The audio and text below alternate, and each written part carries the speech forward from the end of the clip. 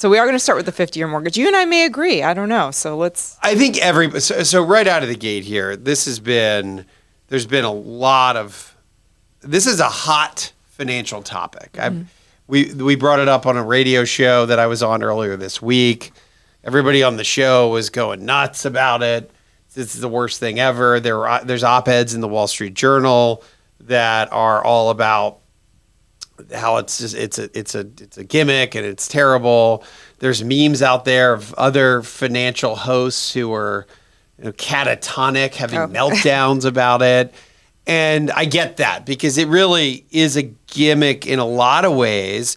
I do have one positive thing that it actually could be good, which I know nobody wants to hear. But the reality here, and this in 2025, I think a lot of us have heard about the K-shaped economy. Mm-hmm. The K economy is that one leg of our population is doing really well, and another leg of the population is the part of the K it's headed down and it's not doing well. And that you've seen this in multiple charts. If you look at consumer sentiment, I saw a chart yesterday. Consumer sentiment for people with 401k balances is pretty good. Consumer sentiment for folks who don't have 401ks, not good.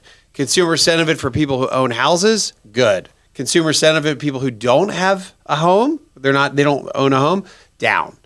So this year, and this has really always been the case, but it's exacerbated even more because we've had now 3 good years of stock market returns. We've had appreciation, though much slower when it comes to home prices and real estate. If you've been an owner of investments, whether it's equity in a home or stocks, you are feeling better today than you were last year and probably 3 years ago, and you've built more wealth, and that wealth effect makes your sentiment higher. And we've seen an even bigger divergence in that in 2025. Ownership has proven out to be financial stability for folks. So the whole key to starting to build wealth is getting started in the game. We'll talk about this when it comes to the 401k. And we also know that the median first-time home buying age just hit an all-time high. It's now 40. In the 1980s, it was in your 20s. And then it drifted a little higher in the 90s and a little higher in the 2000s. But traditionally, if you go back to the 1980s, a lot of folks listening probably bought their first home in their 20s or early 30s. Mm-hmm. And they were able to start building equity in a slowly but steadily appreciating home market. And not only do you get home appreciation if you're staying in a home for a longer period of time, call it 5 years, 7 years, 10 years, you are getting the leverage of the homeowner. You're getting an asset, let's say you're paying a small amount per month because you borrowed, and you get the whole asset appreciating. It's called leverage. That's why there's so many wealthy real estate folks, is they use leverage. They borrow, they get to buy a giant asset, and the whole asset, if it goes up, if it appreciates, it's appreciation on this massive amount of money without you putting cash down for the whole amount. It's called leverage. And that's how real estate folks have made so much money over the years in an American economy that has pretty much had real estate go up, except for the great financial crisis when we saw home prices go down dramatically. Now, there were places and there were pockets that were hit really hard, and collectively, almost every home lost value in the United States, but then that has since recovered as well. So you can see where I'm going on this, is that the sooner we can get started on home equity, the better. And if a 50-year mortgage allows, let's say, out of 10 people on the margin, one extra person to be able to start their home equity journey earlier, then that's the one thing I can say that the 50-year mortgage could be helpful with. Mm-hmm. So in concept, it really could be good because it's getting more people on the upper part of that K, Christa. The problem with it is that it really doesn't save that much money at all. Mm-hmm. And if you run I've run a bunch of different scenarios. A $415,000 mortgage, that's the median home price today in America, 20% down, 30-year versus a 50-year. Now, in fairness, if you had the exact same rate you're going to save anywhere from on an average home price in America. It could be 150, it could be almost 250 a month. So it's not nothing. But if you were to assume that the 50-year would probably be a little bit of a higher rate than a 30, 0.5% or quarter percent, half a Okay. percent, then you get the numbers down to more like $150 a month savings, which is not, again, still not nothing, but it's just not that significant. Yeah, but the difference in the principal you're paying down over time, like if you suddenly have to move because you have a job change or something in 2 years or 5 years, I mean that you've paid down so much less in principal.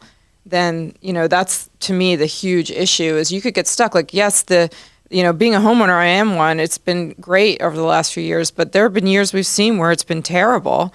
And so if the value of your home goes down, you could really get caught, I think, with this. On $400,000, the payment is I'll round it here, is about $2,500 a month on the regular good old fashioned 30-year fixed, and it's about $2,300 on the 50-year. So it's $150 to $200 less expensive.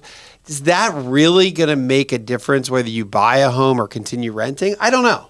Maybe for some people it does, but for the vast majority, I just don't know if the numbers are big enough of a difference to really get people into the market, which it's really aimed to do. Now, Right. as interest rates go up and they've come down, they're still in the 6.25% range. But if we had even higher interest rates in the 7.5% range, we go back a year or two when we were in the 7 range, the amortization of that longer mortgage does help a little bit more. But when you have lower interest rates, it doesn't really move the meter all that much. And to your point again, if I'm looking at simple numbers here, a $400,000 loan if I did this over 5 years, you've paid down 27 grand on a 30-year. On a 5 years into a 50, you've only paid down 11,000. Yeah. So the reason people are having meltdowns about how terrible this is that one, the payment doesn't help all that much, but it does some. I want to at least acknowledge that. And the principal pay down, which Christa makes, that's a really important point, it's very different as well. Where it could work would just only be in a situation where you're in a rising real estate market and you build home equity over that first 5-year period, and that could be significant. So I just want to at least acknowledge that. I'm not having a meltdown about it, because the other thing, Chris, is that you don't have to stick to the amortization schedule. You can pay it down sooner. Right, you can. But I'd also and say you may only live in that house for 5 to 7 years, maybe longer. I mean, I would also say though, like if you're saving $150 a month, are we really saving that, putting that aside? That would be, it'd be, what would that be? $1,800 a year Not in a lot. savings. Are you really saving that? And homeownership's expensive. There are so many costs associated with it, and things break, and just all sorts of other factors too that, I don't know. I know it's always been the American dream, but sometimes like it can be the American nightmare if you're in a bad situation, Can't argue with that.